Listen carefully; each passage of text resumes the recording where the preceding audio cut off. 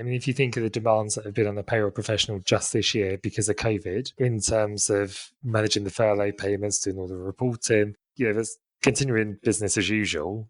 It is fast paced. It is somewhere that there's lots of opportunity to change. I started off as a payroll administrator. I've been in implementation. I've been in operations, as you said. So, you don't just have to process someone's pay. You can work your way through a ladder and become a team leaders. There's payroll partners out there now in accounting firms that has never been seen before. So there's a real opportunity for career progression. Welcome to the Payroll Podcast with your host, Nick Day. Find out what it takes to truly discover what it takes to elevate your career within payroll as we meet with the industry leaders who are shaping the industry for tomorrow. Hello and welcome to the Payroll Podcast. Today I'm joined by Paul Gibbons, Chief Operating Officer at PayDashboard, a company he joined in February 2016 and was promoted to COO in September 2018. Now, Paul has an extensive background in payroll. He's worked in various roles, both processing payrolls in-house and in a bureau environment. He's CIPP qualified, and in fact, he also worked as a tutor for the Chartered Institute of Payroll Professionals, where he was educating and inspiring the next generation of payroll talent. So Paul is someone who's got lots of first-hand experience of the pressures of working in payroll. He truly understands and respects the challenges faced by both clients and internal departments, and he's using that knowledge now to help shape the functionality at PayDashboard. He's someone who's passionate about adding value to the payroll process, and he says at PayDashboard, for him and the business, the payslip is just the beginning. So sit back, relax, and let's find out why.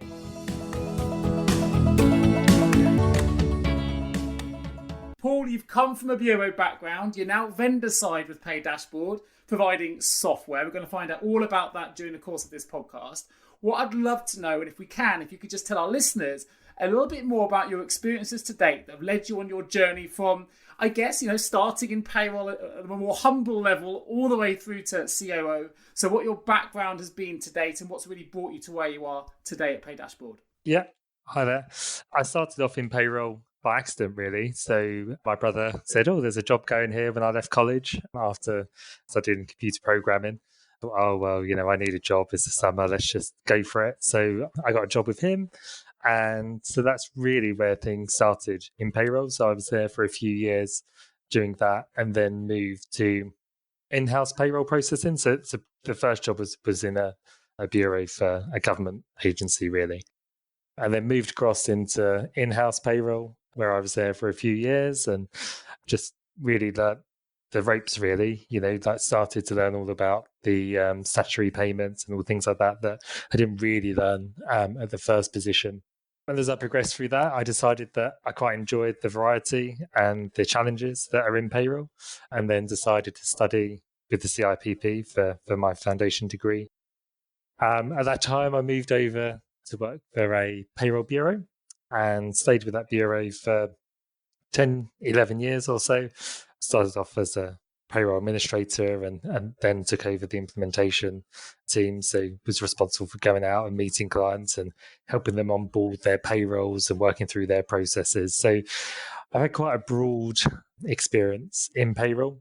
And one thing I did realize while studying and doing the job that I was doing is that I wanted to educate others. So I'm also a tutor for the CIPP and spend the occasional Saturday teaching the newcomers to payroll, if you like, and helping them through their studies as well. So after those 11 years in the bureau, I decided time for a change, and I moved over to PayDashboard, and it was a real change, moving from what was a real service industry type provider in terms of, delivering payroll as a outsourced provider, to providing software for services providers. Took some getting used to. At first, I thought, this is nice. This is far more relaxed than being in the bureau environment, and don't have to worry about BACS deadlines and P11Ds and tax year ends and all those kind of things. But the reality soon changed when the demands of providing software that it's used by over 13,000 companies throughout the UK. There's a need to make sure that software works, is robust, has a support desk that can respond to every user, right down to employee level. So, it was soon met with some challenges as our user numbers started to grow. But I've enjoyed the change, and so that's where I've ended up now, and been with PayDashboard now for the last 4 years or so, and seen that move from a new business, if you like, to an established business that provides payslip information to hundreds of thousands of people a month now. It's an amazing journey, and I think you started your payroll career at a similar time to me on the payroll recruitment side. So I'd be interested to know how, the concept of what you deliver now at PayDashboard was just so far removed from where you were in sort of 2003. The whole idea that this could be so interactive, it's amazing.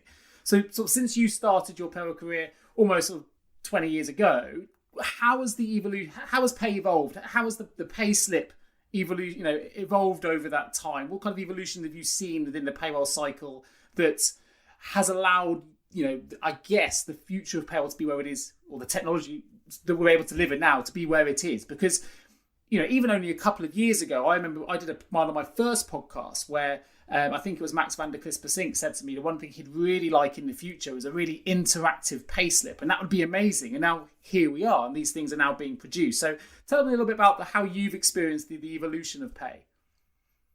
Yeah, so when I started out in payroll, we had a dot matrix printer that you'd line up your payslips on and make sure it was exactly lined up right, because otherwise the print job would be all over the place. And you used to spend, countless amount of hours afterwards separating the carbon copy payslip from the true payslip. It was almost like a workout for your arms, keep separating the documents. And that's how it was when I first started. And obviously, from that time, you've seen things change. Payslips delivered by email, payslips delivered in a portal. So when I was looking to join PayDashboard, the thing that excited me was just that Payday experience that we provide. So it was saying that, okay, well, every employee has to get a payslip. That's fine. But it shouldn't just be a tick of the box exercise. It should be something that the employee can use that will help them to understand their pay. And the way payroll processing has changed over the years, and the demand on the payroll individual, it's not just data entry like it perhaps used to be. It's a very skilled subject matter now that covers a huge array of different things. So, an individual doesn't have the time to pick up the phone and speak to their employee and talk to them about their tax code, or to help them understand that, if they're working from home, they can apply to get some funding to help them, alongside their tax code. So having an interactive payslip does all that for you. And it's just engaging with an employee. Why should the payroll processing stop when the payslip's delivered? Yes, it's the end of the calculation piece, but there's much more that you can do with an employee as an employer or a service provider on delivery of that document. So to see things change that way to, yes, okay, payslips are delivered in the portal, but it's still a static image of a payslip. Basically, you're just hosting it in the cloud. To be able for a user to go in and interact and quickly look at how much overtime they've accrued in the last year, or to analyze that if they did this, they could save this. Did they know that actually year on year their pay has gone up by so many percent? People engage in a different way when you present information to them differently. So that's what we do here. And I think that technology is fast becoming, well, it's had an impact on every industry, but payroll has probably been one of the slowest in the financial sectors to change. And, we hear now about automation and, bots and things like that coming in to do stuff. And that's all great, because there are a lot of tasks that are, exactly the same. So efficiencies are needed. So we sit there saying, okay, well, how can we provide efficiency through the payslip? And if we can answer people's tax code queries, or we can give them some advice about, marriage person's allowance and things like that, then that's just adding value and saving the processor time. Sure, well, that makes sense. Something I'm seeing in the recruitment side, and you've heard it in these podcasts before, is we've seen a change in terms of what employers are looking for now. It used to be about attracting employees to their brand. Now it's a lot more about retention. It's a lot more about employee engagement.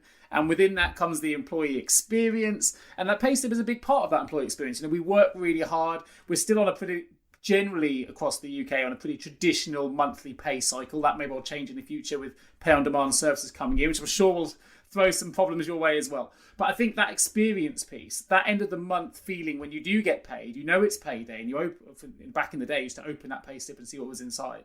That is a real experience for employees. So do you think that this is now sort of it makes sense that it's contributing to that employee engagement piece? Are you seeing any data that supports, that wellness side of things, that engagement piece that's I guess reducing attrition for employers because they are feeling like they are more engaged and they are getting a better experience through the way that they work? Yeah, definitely. We talk a lot about the payday experience, and that really the experience of payday starts from when you receive your pay. As an employee, you've worked hard all month, or whatever your pay frequency is, and you receive that pay slip. And yes, okay, you may look at your bank statement and say, well, the money's gone in, great, but you want to understand how that figure has been arrived at, and that the experience then for the employee starts then. They start thinking about, well, what have I got to spend out this month, or what are my costs going to be? So how much disposable income do I have? And there's a lot of issues going on at the moment in the world, and with financial well-being and all those kind of things being really important. We find that having an interactive payslip does allow an employer to engage with their employees without really having to put a lot of effort in. We talk to them about trends that have happened on their pay, to identify for them that what has actually changed on their pay. I think there's stats that say that 64% of people check they're paid right based on comparing their last payslip to the most recent payslip. Well, we do all that for you so that you just literally look at a screen and it's there. And so an employee feels their employer is helping them to know more about what's going on with their pay, to get access to a lot more information. And as I say, the financial well-being piece is really key. Money is tight, with COVID and everything that's happened, that we're starting to see a lot of redundancies happen in certain industries. That's all going to have an impact somewhere along the line. So if you can provide to your employees some literature and opportunity to help with their financial well-being, then why wouldn't you do that when you have them focused on something every time they get paid? I mean, you've worked in-house, you've worked bureau side, you're now software side, obviously supporting clients. Do you feel then that from a payroll management perspective, the payroll managers listening to this, that they should be, pushing their employers to play a bigger part in the financial wellness of their employees? And do you think they can do that through payroll? Do you think it's a payroll manager's responsibility to try and improve the financial wellness of their employees through this experience? Does this need to come from the payroll manager, or should this come from above? I think it's a combination of both. To be fair, I think that in payroll, we know that it's a very emotive subject. We know that, you can get someone's pay incorrectly calculated, and the knock-on effects of that are quite severe. So if we want to actually change that to a positive in terms of every time they get paid, they're experiencing a really good experience in terms of, here's some information for you about some financial well-being, whether it's about switching your electricity supplies or whatever it may be. It's just taking that step a bit further. You have them for a captive audience at that time, if you like, when delivering that payslip, when people are really thinking about what they're going to do. How much money have I got left this month to be able to I don't know, maybe take a holiday, or go to the shops or whatever and buy some new things for the house. And it's at that point, and I think that payroll people, we see a lot of what happens, and we really get a vibe from people that we pay in terms of their struggles. You can tend to feel that when you get queries back and things like that, and I think that with a payroll professional, I think the biggest concern for those guys is how much more effort is going to be required on me.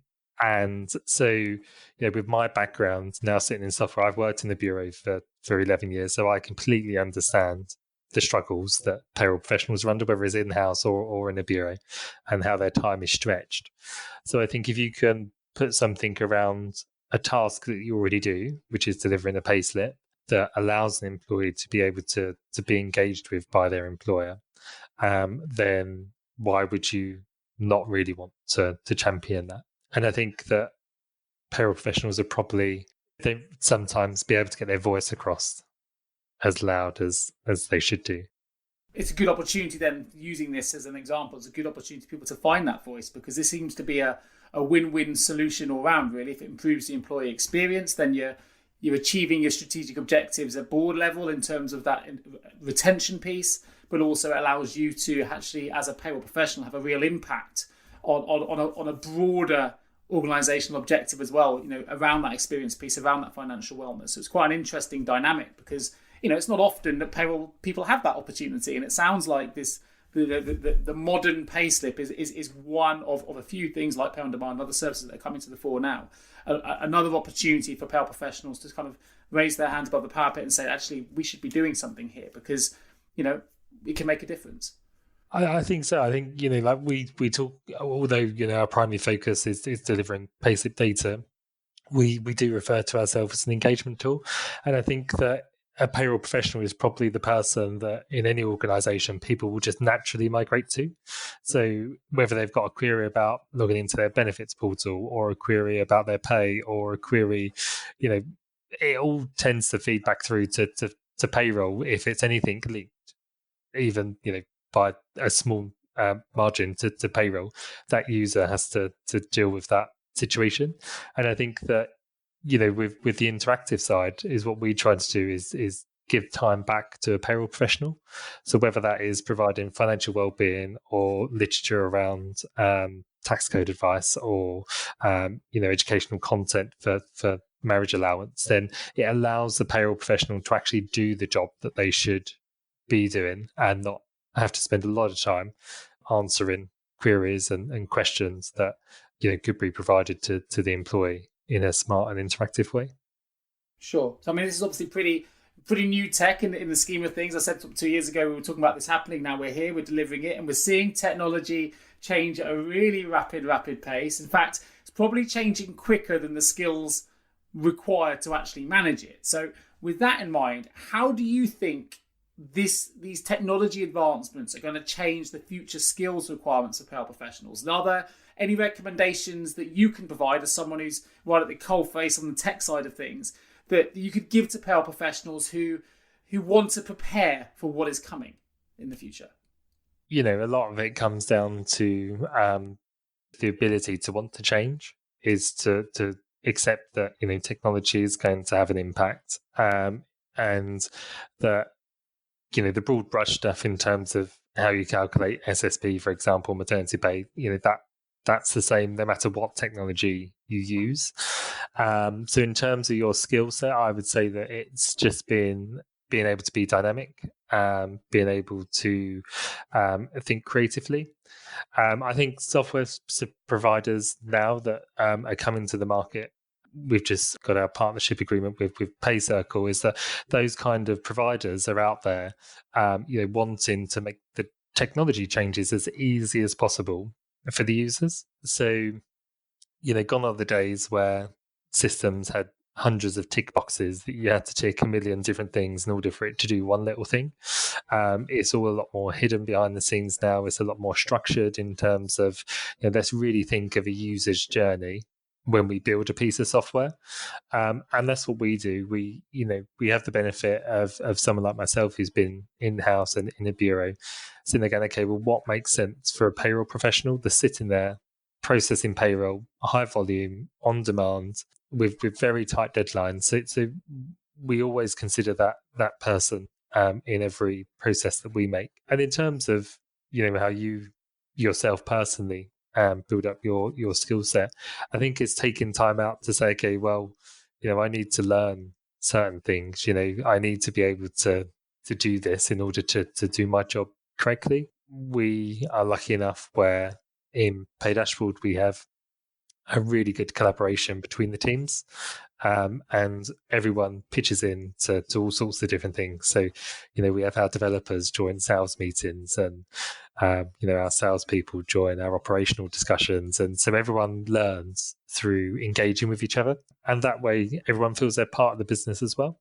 Sure. I like that. I mean, collaboration is obviously really important. But what I'd be interested to know from you, though, Paul, because you're someone who is at a role now which a lot of payroll professionals will aspire to get to. Right at the COO of PayDashboard. What's been the steepest learning curve from you, moving away from payroll operations, if you like, into I guess a role like COO? How's that journey been for you? Where have been the steep learning curves?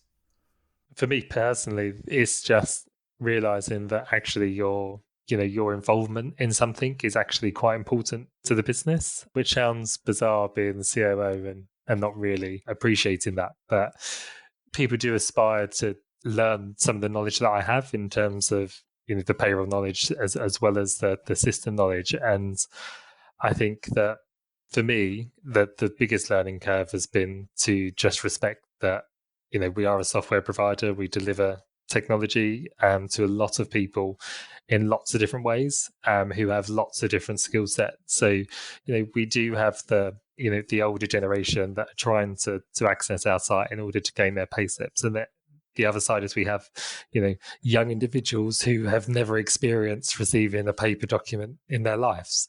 So, we're building a solution that has to adapt to that. And I guess for me, it's being able to recognize that we want to be agile as a business. And I appreciate the difficulties that happen in payroll, but also in software, we can't just build something and push it out for release in hours. We have to do it in a structured way. And I guess for me, that was quite a tough learning curve. I'm used to just saying, right, okay, we need to do this. Let's get it done and let's just do it. And we can't do that when we have so many users on the platform. But what we do is structure things in a way that we can help people quickly. I think that would definitely be my biggest challenge in your environment is if I saw a new feature, I would want to get it straight out. I know you need to test and do these things, but I get so excited. I think I'd find it really difficult to hold back until all the testing had been complete. I'd just get too excited. Yeah, I'm the same. And I think sometimes the developers, they just want to lock me in a room, really, because come on, let's get this shipped, let's get it out the door. We need to do this now. And actually, there's a process that we need to go through. And it's a process that needs to happen. And to make sure things work correctly. And the last thing we'd want is for people not to be able to access their payslips when they need to. That bureau background does still sit with me, I'm afraid, where it needs to be done. It needs to be done right now. Sure, no, I can imagine. I'm sure there'll be people listening that can feel the same way and can sympathise with that as well. Well, listen, we're going to find out a little bit more about yourself, Paul. Number one, first question: which individual has influenced your career the most? So when I studied my foundation degree, my tutor was Christine Johnson, and I remember attending her module review days, and she was just normal. That it's difficult to explain, but she just put it on a level that you could just relate to, and she inspired me to want to be a tutor for the CIPP. And the way that I teach and I deliver module review days is very similar. That if you can relate it to a process, people will learn a lot better. So she was my real inspiration professionally. Great. I know Christine Johnson, so yeah, great chance to give her a little shout out here on the podcast. Fantastic. Second, what are the main resources that have really helped you on your career journey?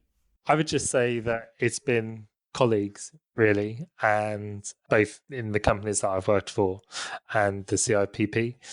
There's a vast amount of information available online, and I think a lot of us experience the greyness of the HMRC, that things are not always black and white, and sometimes you need to rely on colleagues, tutor groups to be able to find your way forwards in some situations. So I think resource-wise, it's really been colleagues that have been supportive all the way through.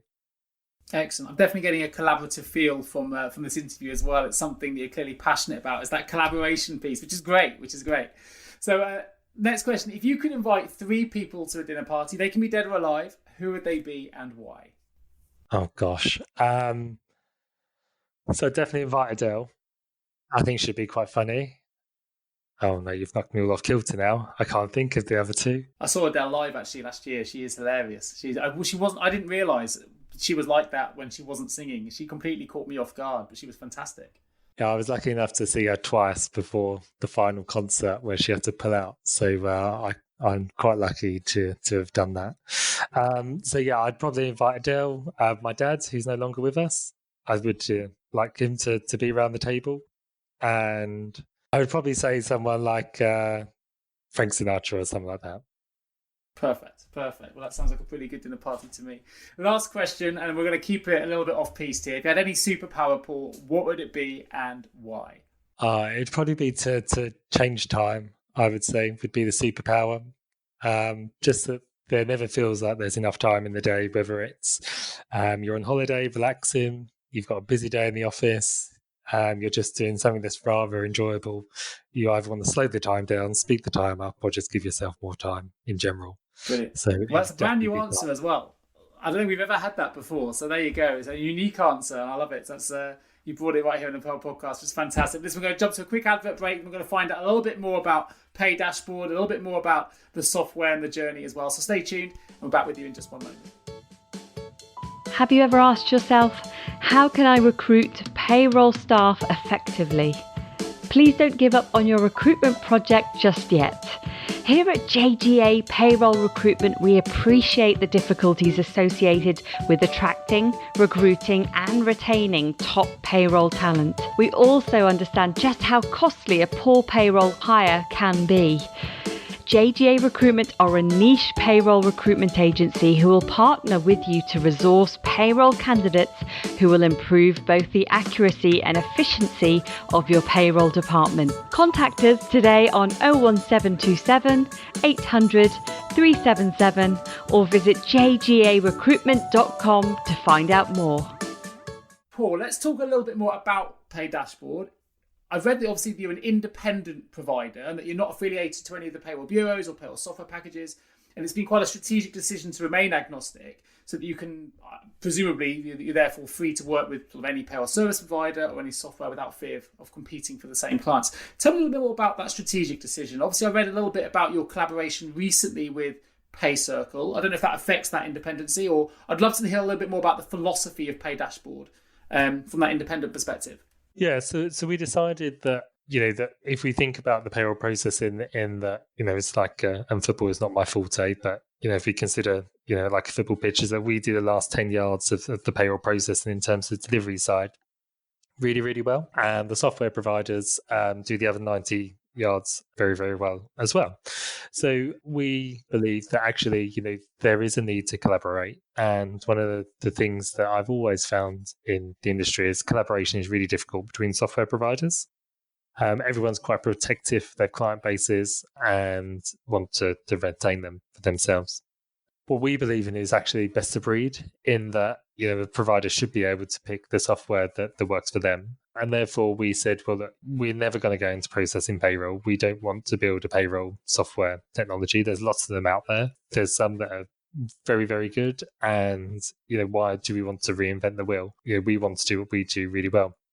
So we went about collaboration. Yes, we have our partnership with PayCircle that we're very excited about. And that doesn't change anything in terms of us wanting to be agnostic. It just means that when the service provider, a bureau or, a direct client wants to use the best of both softwares, then they can. And together they know that they have two providers that are working together in the background to provide them with the best possible solution that they can have. And that's really our ethos, really, is that, we don't want to reinvent the wheel. We want to change the wheel. Through collaboration, through good technology, through engagement, and through listening to our customers and delivering what they want. That's what we're all about, really. Talking about that, I didn't realize it was going to go there, but you're talking about that collaboration piece again, which is great, which is fantastic. And it's, it is exciting to see that we can do a lot more now, through the providers, through different softwares. We're seeing a lot more expert level software in different areas rather than sort of integrated packages that do everything. There's been a real change in direction, I think, as sort of from a recruitment perspective. We're seeing clients take on, as you term, best in breed elements that they can incorporate into there and can integrate with their existing systems, which is kind of a new thing. It used to be sort of all in one packages. And I think there's a bit of a move away from those, or certainly I'm seeing it as a recruiter. Now, I know that PayDashboard obviously likes to take a different approach to payslips because And I read here that you like to, to look at them at the start of the, as the start of the journey for an employee, rather than just the output of the payroll process. But you mentioned just a minute ago that really you're focused on those last 10 yards. So can you tell me a little bit more about, how you then, although you're focused on the last 10 yards, using the football analogy, how you're also able to really look at the whole journey for an employee through the payslip process? Yeah, so when I say the last 10 yards, I mean that in terms of the payroll process. And in most situations, when you get to the payslip delivery, you're closing down your payroll process then. And really for us, it's where the extra 90 yards then starts, is that we say, okay, we're kicking in here, we're starting to do the delivery piece. So, how do we give that employee the best experience that they can have from receiving their payslip? Which is why we talk about the Payday experience, in that, we have very high engagement rates for people accessing our solution. They are engaged, they want to come in, they read a number of different articles that we have in there. They interact with the features that we have. So we are taking them through that journey. We take them through the journey in terms of showing them what has changed on their pay. Have they considered looking at certain pieces of information? So if you think their tax code may not be right, we guide them through to some simple self-help articles that can help them to maybe address that issue, which all leads back to the financial wellbeing piece. So when we talk about working with other software providers, we do that part very, very well. So yes, we deliver a payslip. We tick that box because that's legislative and that has to happen.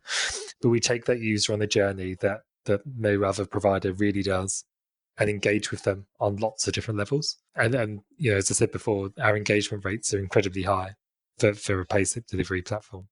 I've got to ask, this is really from my own pure personal curiosity, and if you're able to share it, and if you can't, fair enough. If you can, I'd love to know. What's the most clicked on piece of data that people look at and look at their payslip? Is there the first thing they go to is, seeing, for example, how much their pay has increased, or seeing how much they've been taxed, or what's the most popular part of the interactive experience that you see employees really engaging with through the PayDashboard platform? So it's what's changed on my pay is probably the highest. And then in terms of our guidance articles that we provide to employees, they do change at the moment. When COVID originally kicked in and people were SSP related to COVID, that became our highest read article. It's since changed to, I think it switches between emergency tax codes and marriage allowance. It really depends what's going on in the world at the time with our guidance articles, but we try and keep them as up to date with what's going on in the world as possible, so they relate to people. And what about on the payslip itself? So that when they're actually accessing their payslip, the most clickable bit is really the bit you mentioned about what's changed in their pay. Exactly, yeah. The bit that what's changed, people go to that. They can quickly see by percentage and cash value what's changed in their pay. And I think most of us will want to know, well, why has my pay changed? Obviously, it's, if you get overtime and things like that, there's an expectation there. But it's the quickest way really to identify if your pay is correct or not. So that's our highest clickable feature, if you like. Great. And you mentioned just a moment ago, the impacts that we've all experienced with COVID. We're still, I think, with 100 days, just gone 100 days past now since the pandemic began. Are there any features that you've had to consider in order to react to COVID-19 at PayDashboard? Particularly with CJRS payments, I'm assuming that's been a complex element right off the bat to start incorporating into your payslips. Yeah, so luckily, the way that we receive data, we can handle the furlough scheme showing on the payslips quite easily. What we did build out was a COVID-19 dashboard for our agent users. So for those individuals that publish the data, we built out a dashboard for them so they could analyze across their entire client base how many clients have had a furlough payment, how many clients have seen a decline or an increase in headcount across their entire client base. If you're in the commercial bureau, for example, you've got 800 clients, that's quite a powerful tool to be able to give that back to them quite quickly. Most software providers will look at everything as a per payroll scenario, so a per employer.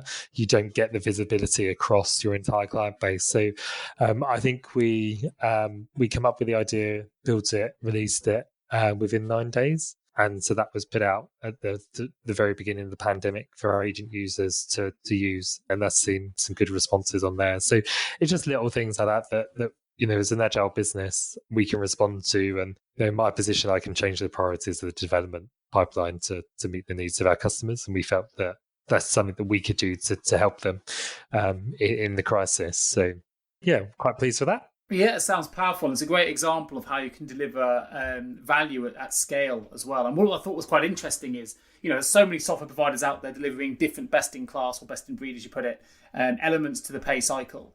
But actually, not always are they championed by someone that's worked in payroll for nearly 20 years at administrative and operational level. So actually, you having that background in bureau services, that background of what it feels like to be a payroll manager, must be a really powerful level of knowledge to be able to utilize when we do have crises like COVID-19 and when you do need to release a new product, because presumably you'll know firsthand what some of the challenges are that people are going to be faced with when this particular crisis hit. You'll be able to resonate with the experience and the pressures they'll be feeling, and that must be an invaluable knowledge to offer PayDashboard as COO.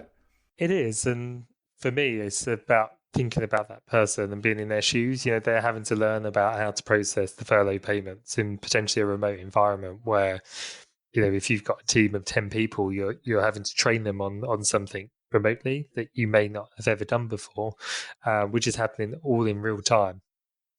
So for me to be able to put some of that into PayDashboard is really key, and it is rewarding. I can sit and have a conversation with a client and talk to them about their payroll processing and understand where they're getting issues, and not just talk to them about software.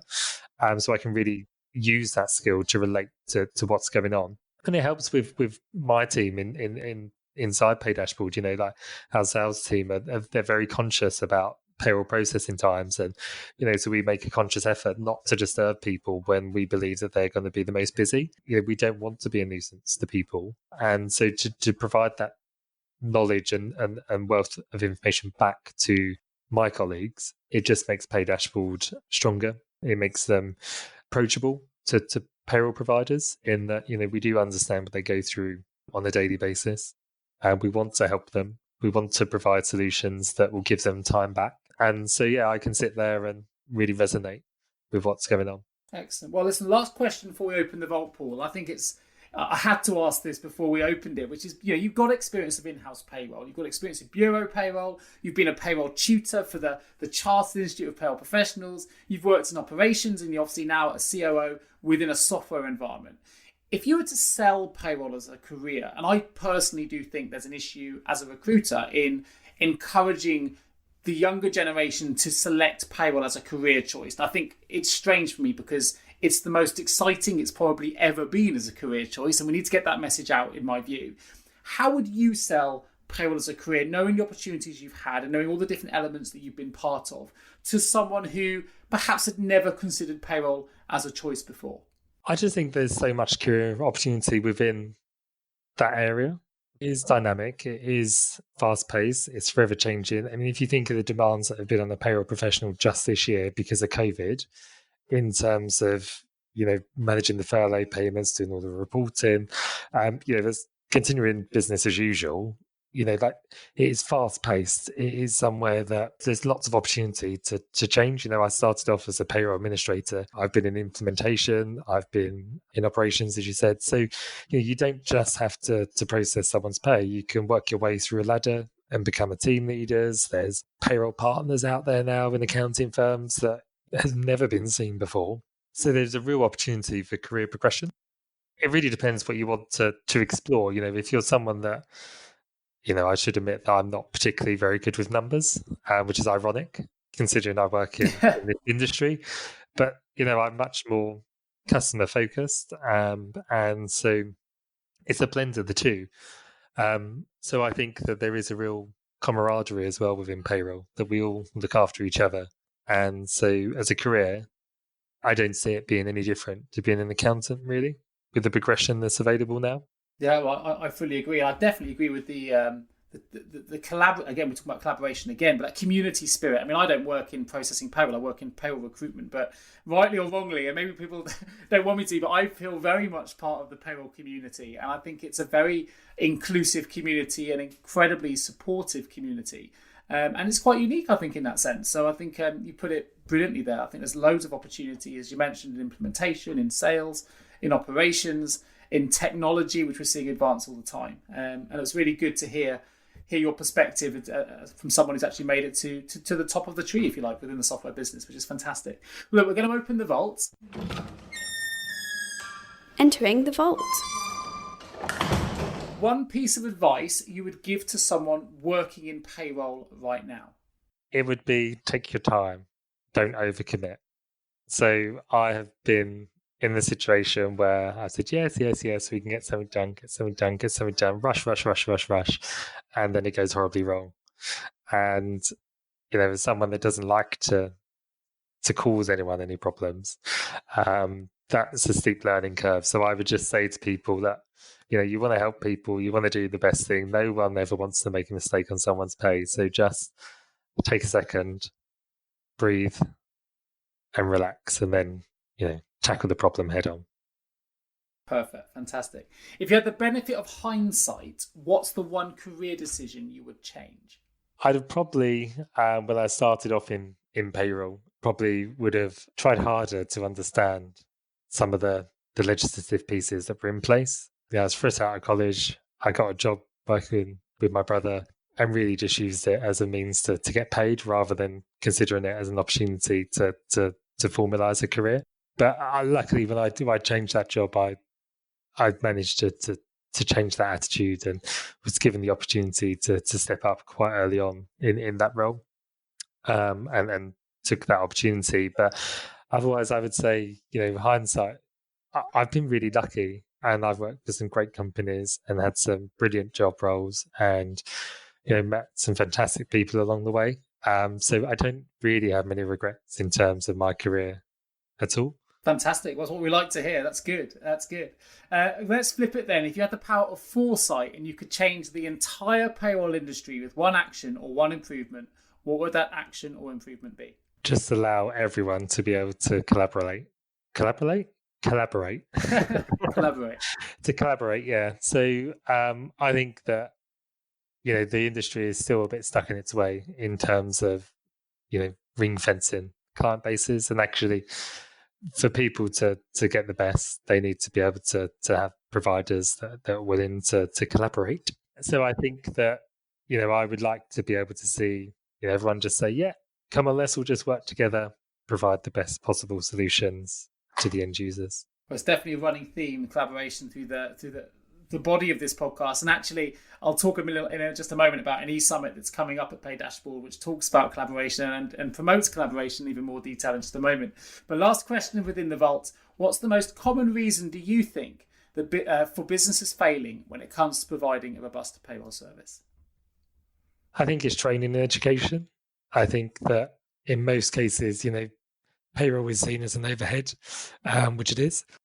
Therefore, you don't have an individual just sitting around waiting for more work to come on board. So when you do have to recruit, there is an awful lot of information that a payroll person has to now learn.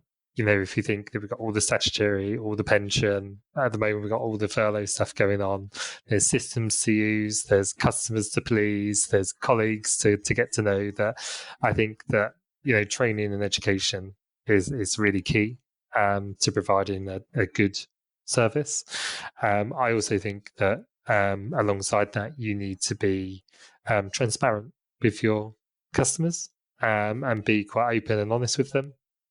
For me, it's a relationship piece more than, you're a client and you pay us and that's that. I really value the relationship side of things, and, we'll often have conversations with our customers that is nothing more than a chat over a coffee, and we gradually get around to talking about business. But, I like to hear that, their children are getting married, or, babies are on the way and what have you. And I think that's really key in order to provide that level of service.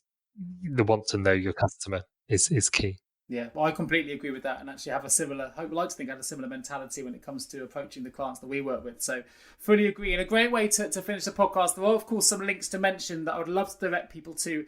If you're interested in finding out more about PayDashboard, please do go to paydashboard.com. I will put a link in the episode notes so you can fast track straight to the website if you wish to.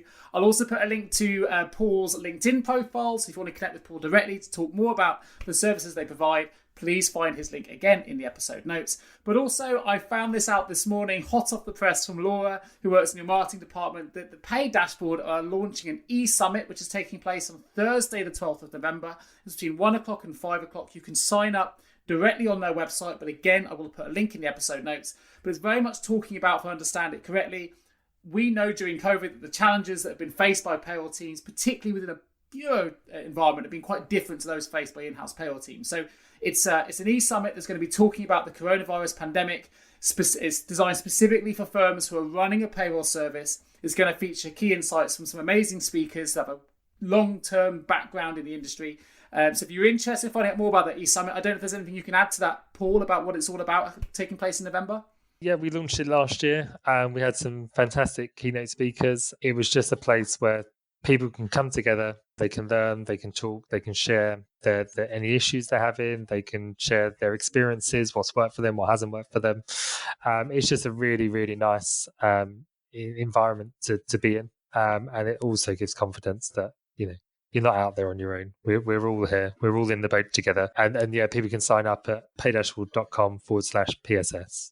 Fantastic. And it's that collaboration piece again. I also hope to be there to be involved as well. So if you are going to be signing up, hopefully I can say hello to you all you listeners at the moment at that e-summit. Of course, if you are a payroll leader listening to this podcast and you've got a payroll related vacancy, you want some specialist support from someone that actually understands payroll, i.e. myself or my team, please do give us a call. My number is 01727 800 377, or you can reach me directly at nick@jgarecruitment.com. Otherwise, thank you so much, Paul, for joining me today on the podcast. Thank you for listening, folks, and I look forward to bringing you all the next episode of the Payroll Podcast real soon. Take care of yourselves and each other. Speak to you soon. Thank you so much for tuning into the Payroll Podcast with Nick Day of JGA Recruitment. If you need help with a current payroll vacancy, then please get in touch with Nick and his team. All contact details can be found in the episode notes. In the meantime, to make sure you never miss a future episode, please subscribe to the show through any of your favourite podcast channels. Till next time.